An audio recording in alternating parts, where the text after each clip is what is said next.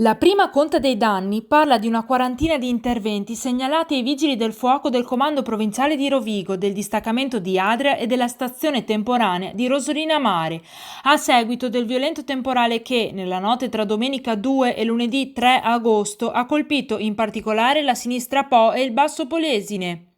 Non si registrano conseguenze per le persone, mentre i danni, seppure non gravissimi per fortuna, appaiono diffusi.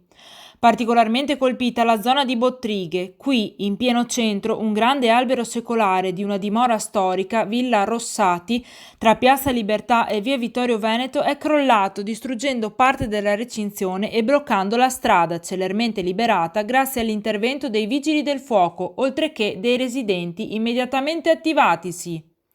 Danni inoltre al tetto della scuola.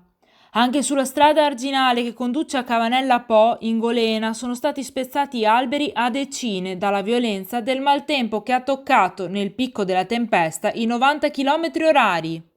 Situazione seria anche ad Adria. Oltre alla caduta di alberi è rimasto bloccato anche il passaggio a livello a Valliera in via Sturzo. Particolarmente colpita la zona di via Badini, sempre dal punto di vista della caduta degli alberi. Immediato anche in questa zona l'intervento dei vigili del fuoco che con la consueta professionalità si sono subito adoperati per ripristinare quanto prima la transitabilità delle strade. Infine, davvero flagellata Rosolina Mare con numerosi pini che sono caduti sulle strade. Non solo, sono state centrate anche abitazioni e auto. Nella tarda mattinata di lunedì 3 agosto la situazione appare ancora in pieno svolgimento.